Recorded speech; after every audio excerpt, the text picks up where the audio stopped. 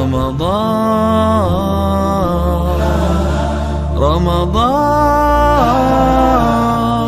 welcome holy month Ramadan, ahlan Ramadan.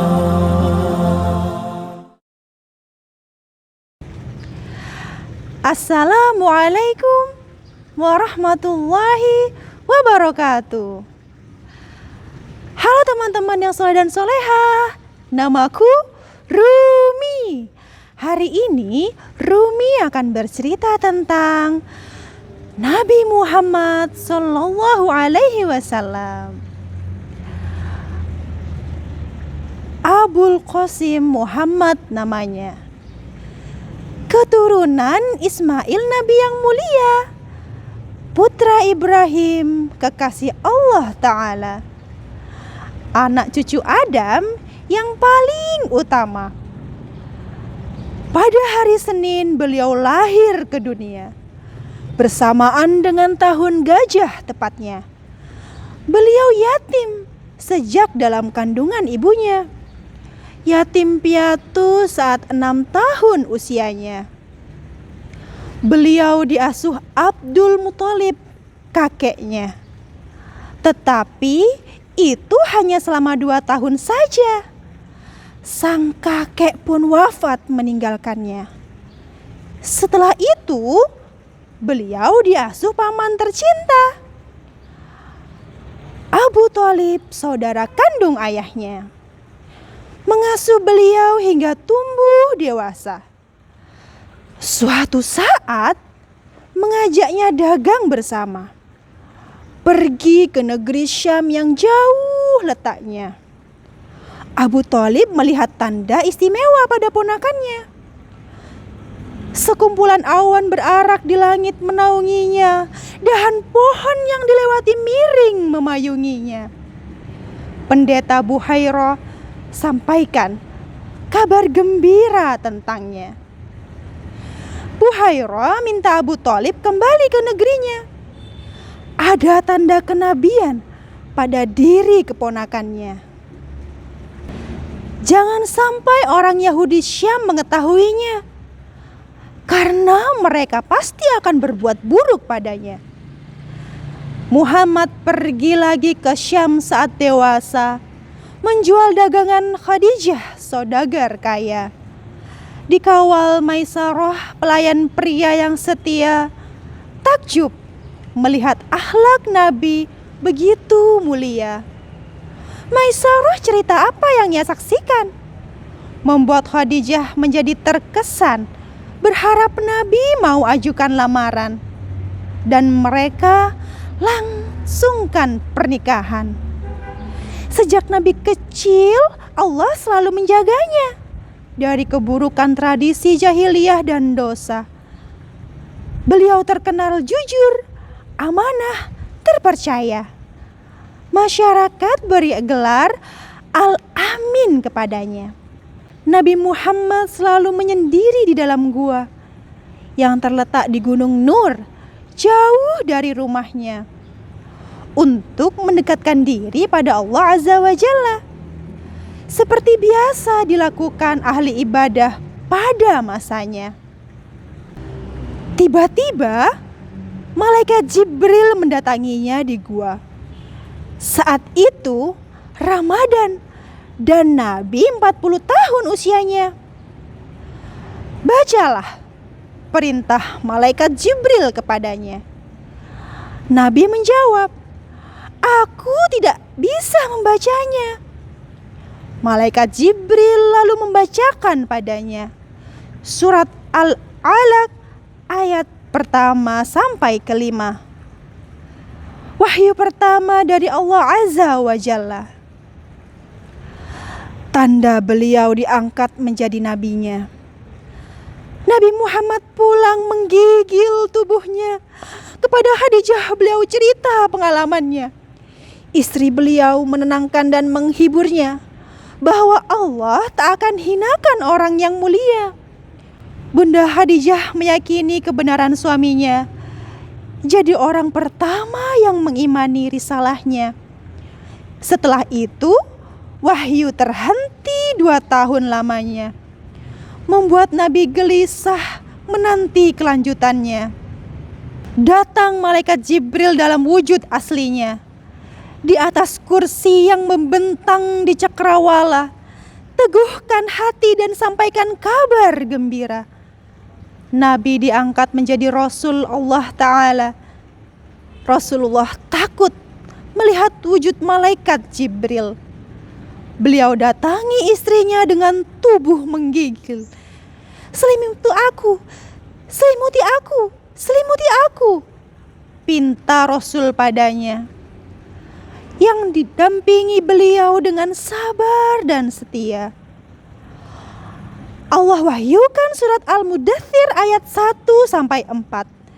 Allah perintah Rasul agar bangun dan berangkat, memberikan peringatan kepada seluruh umat, mengagungkan Allah, Tuhan yang maha melihat. Rasulullah mendakwahi sahabat terdekatnya, Abdullah bin Utsman alias Abu Bakar namanya, adalah sahabat pertama yang beriman padanya, menjadi pembela Rasul hingga akhir hayatnya. Dakwah Rasulullah dibenci para penyembah berhala. Kaum musyrikin Makkah sangat sengit memusuhinya. Pengikut Rasul yang lemah ditangkapi dan disiksa. Bahkan Sumayyah dibunuh beserta suami dan anaknya. Abu Bakar bila melihat budak disiksa tuannya, ia beli budak itu kemudian memerdekakannya. Banyak budak beriman yang ia tolong hidupnya, di antaranya Bilal bin Rabah dan ibunya. Ketika siksaan pada muslimin semakin parah, Allah mengizinkan mereka untuk berhijrah, tinggalkan Mekah menuju negeri Habasyah, sebuah negeri yang terletak di barat Mekah. Kabilah Rasul diboikot para penyembah berhala. Penduduk Mekah dilarang mendekati mereka. Kabilah Rasul dikucilkan 3 tahun lamanya, membuat hidup mereka berat dan menderita. Itulah tahun yang paling menyedihkan bagi Rasul kita. Istri beliau wafat, kemudian meninggal pula pamannya. Melihat Abu Thalib yang membela Nabi telah tiada, musyrikin Mekah semakin berani memeranginya. Rasulullah pergi ke Taif, sampaikan risalahnya, dengan harapan penduduk Taif mau menerimanya. Tapi mereka menolak Rasul, bahkan mengusirnya. Lebih kejam dari siksa penduduk Makkah padanya. Rasul pergi jalani Isra pada suatu malam dari Masjidil Haram ke Baitul Maqdis di Syam. Di sana beliau mi'raj ke Sidratul Muntaha, terima perintah sholat langsung dari Allah Ta'ala. Keesokan harinya beliau ceritakan perjalanannya dengan harapan orang beriman pada Allah Ta'ala. Tapi orang kafir Quraisy mendustakan dan mencela. Bahkan semakin kejam dan kurang ajar sikap mereka. Ketika jumlah muslimin kian bertambah, mereka lakukan sumpah setia di Aqabah. Siap bela Rasul dengan harta dan darah. Dakwahkan Islam yang penuh rahmah. Kekejaman kaum musyrikin semakin bertambah, maka Rasul perintah muslimin tinggalkan Mekah. Berbondong-bondong mereka hijrah ke Madinah demi menyelamatkan hidup mereka dan akidah. Rasulullah berangkat hijrah terakhir kali setelah sebagian besar kaum muslimin pergi. Ditemani Abu Bakar, sahabat sehidup semati, menempuh jalan sulit dan berbahaya sekali. Orang-orang kafir terus memburu mereka, membuat Rasul terpaksa sembunyi dalam gua. Hampir saja orang-orang kafir menemukannya, tapi Allah jadikan mereka tak dapat melihatnya. Gua Sur tempat Rasul dan Abu Bakar sembunyi. Mereka tinggal di dalam gua selama 3 hari. Asma, putri Abu Bakar, diam-diam mengunjungi, mengantar bekal untuk Rasul dan ayahnya setiap hari. Setelah aman, Rasulullah lanjut hijrah ke Madinah. Di tengah jalan, beliau menumpang istirahat di kemah. Ummu Ma'bad, pemilik kemah, Allah limpahi barokah kambingnya mengeluarkan susu tak habis di perah. Di Madinah, kaum Ansor menanti penuh kerinduan. Mereka naik bukit hitam Harrah tunggu kedatangan. Akhirnya di siang terik nampaklah Rasul di kejauhan. Penduduk Madinah menyambutnya penuh kegembiraan. Rasulullah sempat tinggal beberapa hari di Kuba. Beliau bangun masjid kaum muslimin yang pertama. Lalu Allah perintah Rasul melanjutkan perjalanannya, mengikuti langkah unta yang dibimbing Allah Ta'ala. Di tanah milik 2 anak yatim, unta Rasul berhenti. Rasul turun, lalu tanah anak yatim itu beliau beli. Tanah itu di kampung Bani An-Najjar Al-Ansari. Disitulah Rasul lalu membangun Masjid Nabawi. Rasul jadikan muhajirin dan ansor bersaudara. Kaum ansor ringan hati membagi milik mereka kepada muhajirin yang ke Madinah tanpa harta. Persaudaraan mereka karena Allah yang indah luar biasa.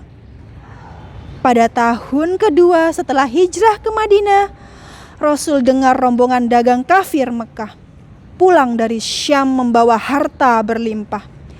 Sebagian harta itu milik muslimin yang dijarah.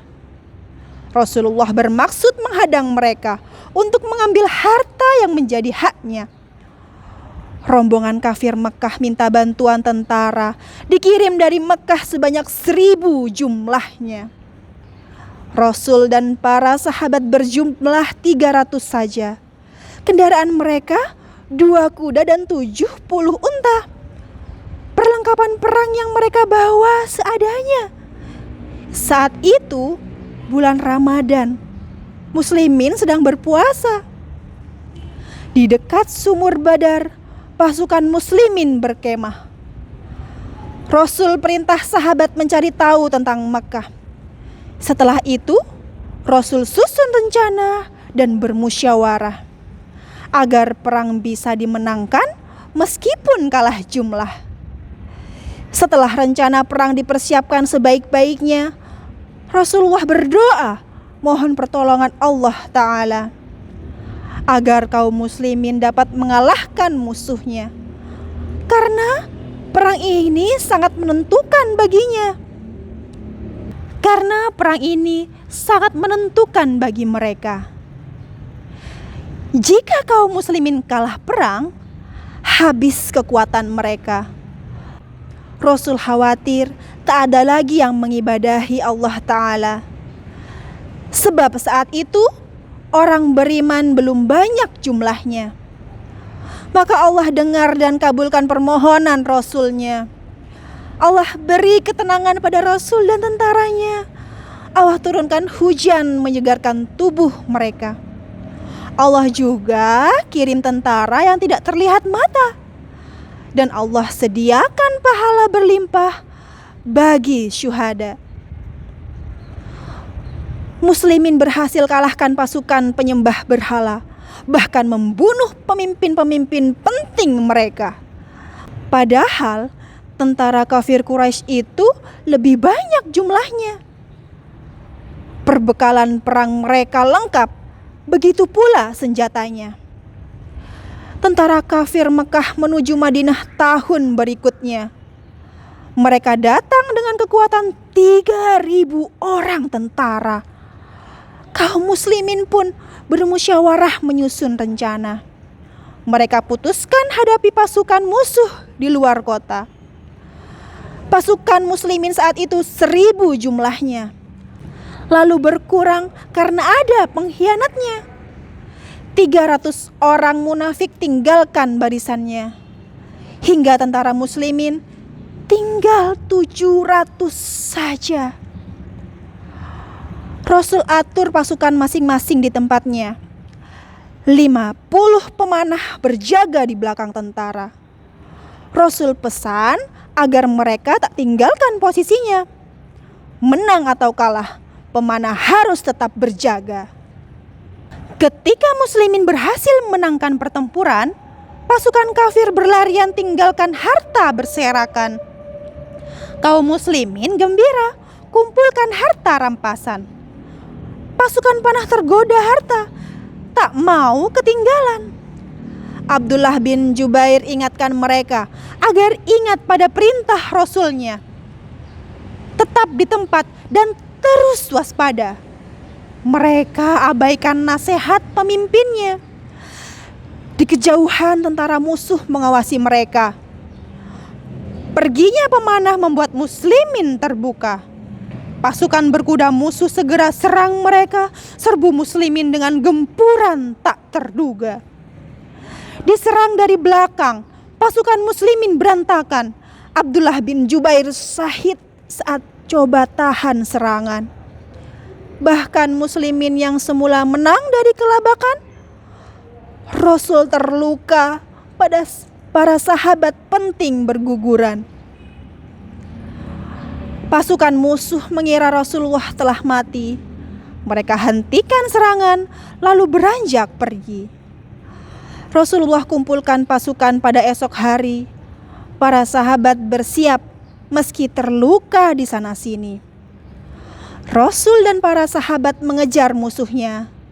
Tetap semangat meski banyak yang terluka. Pasukan musuh tahu Rasul mengejar mereka.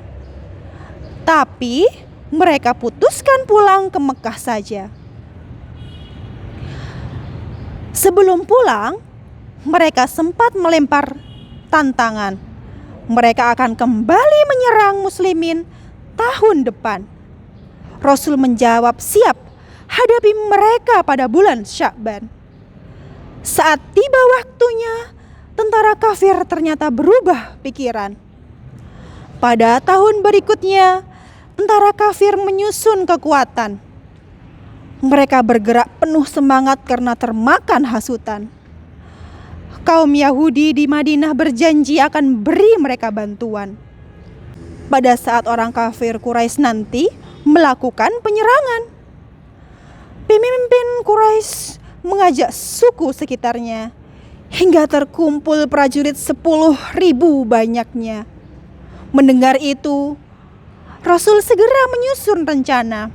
Salman Al-Farisi sarankan mereka bikin khandak saja.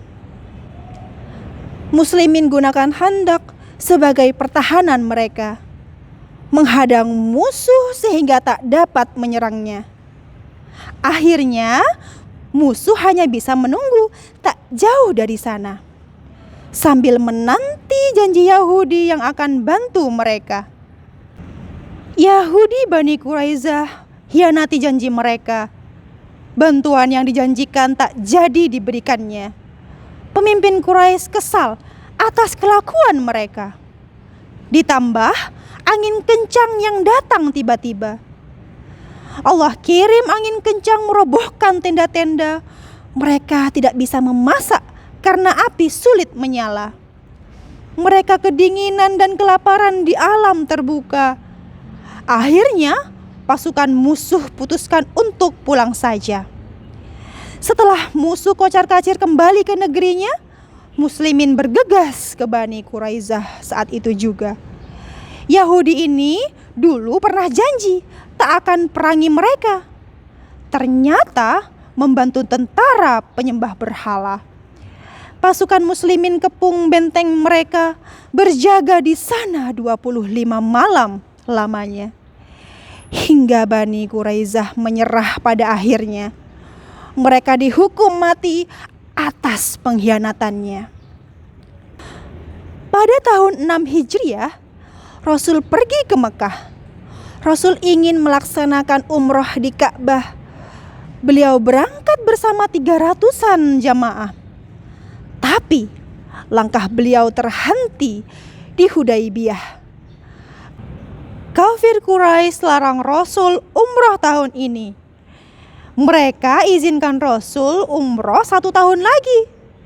Utusan Quraisy mengajak damai dan berjanji selama 10 tahun tak akan memerangi. Perjanjian damai Rasul sambut dengan gembira. Meski sebagian sahabat tidak setuju dengan isinya. Sebab kaum kafir mengajukan syarat sesukanya. Merugikan muslimin tapi menguntungkan mereka. Yang tampak merugikan ternyata banyak kebaikannya.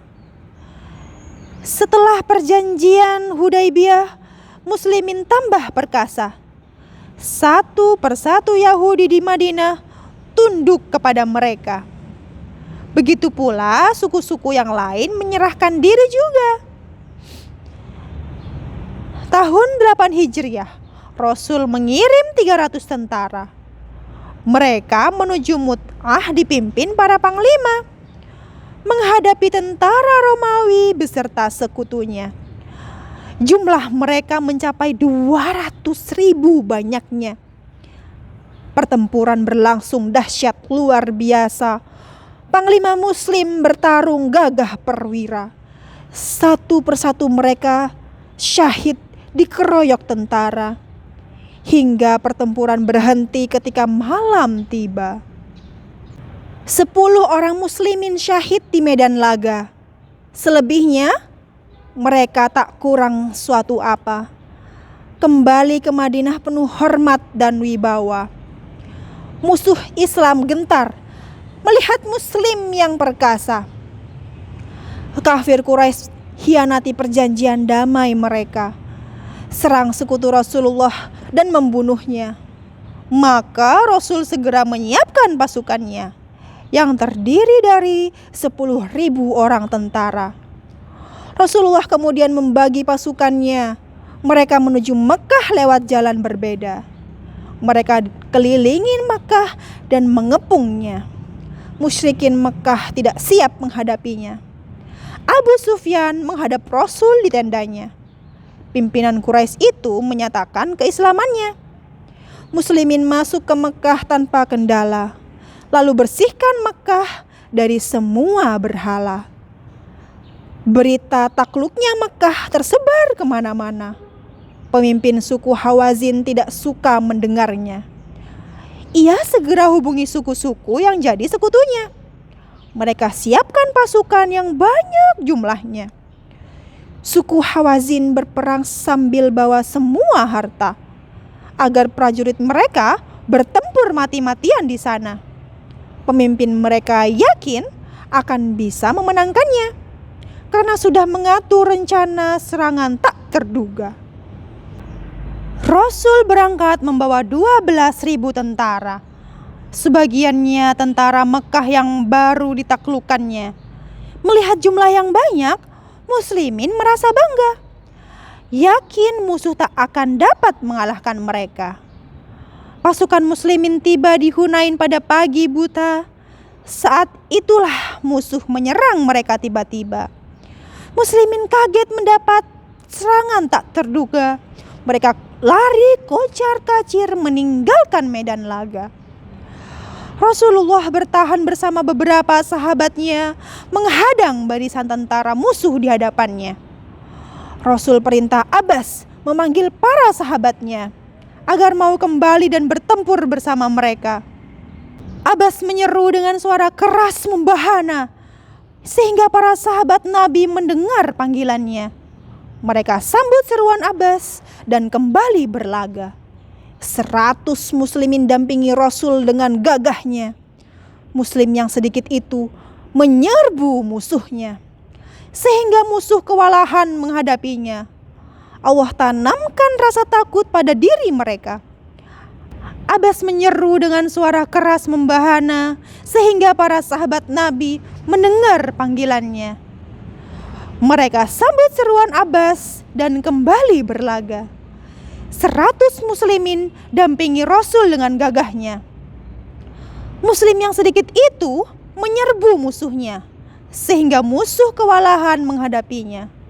Allah tanamkan rasa takut pada diri mereka. Akhirnya musuh cerai-berai selamatkan dirinya. Perang Hunain menjadi pelajaran berharga. Ternyata jumlah yang banyak tak berguna. Jadi, jika di antara pasukan ada yang jumawa, rasa sombong yang dibenci Allah Ta'ala. Dari Hunain Rasul lanjutkan perjalanannya. Benteng Taif menjadi sasaran berikutnya. Kepung benteng itu belasan malam lamanya. Kemudian beliau pergi meninggalkannya. Suku Hawazin yang semula keras permusuhannya, mereka datangi Rasul menyatakan keislamannya. Rasul sambut gembira dan membebaskan mereka. Rasul beri mereka harta yang banyak jumlahnya. Tahun 9 Hijriah, seruan jihad datang kembali. Allah perintah Rasulnya untuk perangi Romawi. Rasul ajak penduduk Madinah dan kaum Badui agar mereka siapkan bekal untuk peperangan ini. Utsman bin Affan menginfakkan banyak harta, 1000 dinar, 1000 unta, dan 100 kuda. Beliau siapkan semua itu dengan sebaik-baiknya. Semoga Allah Ta'ala senantiasa meridhoinya. Rasulullah berangkat bersama 30.000 tentara. Sebagian sahabat beliau tugaskan menjaga ibu kota. Sebagian lagi izin karena tak cukup perbekalannya. Mereka menangis tak bisa jihad bersama Rasulnya. Tapi ada sekelompok orang yang sengaja tak mau pergi. Mereka munafik yang menyimpan hasad pada Nabi. Ada 3 orang Islam yang juga sengaja tak mau pergi. Tapi mereka menyesal, dihukum, lalu Allah ampuni. Tabuk menjadi tujuan Rasul dan pasukannya. Ada peristiwa menakjubkan terjadi di sana. Saat pasukan lapar dan 1 kambing tersedia, Rasul berdoa hingga itu cukup untuk semua. Begitu juga ketika rasa haus datang melanda, Rasulullah memohon pada Allah Azza wa Jalla. Lalu turun hujan deras khusus di tempat mereka, sehingga seluruh pasukan dapat hilangkan dahaga. Di Tabuk, muslimin tak berjumpa musuhnya. Pasukan Romawi tak ada yang datang ke sana. Rasul dan pasukan akhirnya pulang ke Madinah. Allah abadikan peristiwa ini dalam surat At-Taubah. Rasul laksanakan haji dan umroh tahun 10 Hijriah. Ini haji perpisahan beliau yang sangat bersejarah. Di hadapan 40.000 sahabat, beliau berkhutbah. Meminta jadi saksi, beliau telah sampaikan risalah. Sepulang dari hijrah, Rasul menurun kesehatannya. Beliau sakit hingga beberapa waktu lamanya. Beliau wafat di pangkuan Ibunda Aisyah yang mulia. Sholawat salam semoga tercurah untuk Rasul tercinta. Nah, itulah teman-teman kisah tentang Nabi Muhammad SAW. Semoga sholawat serta salam selalu tercurah limpahkan untuk Nabi junjungan kita, Nabi Muhammad SAW. Terima kasih sudah selalu setia mendengarkan cerita Rumi dan Dola. Wassalamualaikum warahmatullahi wabarakatuh.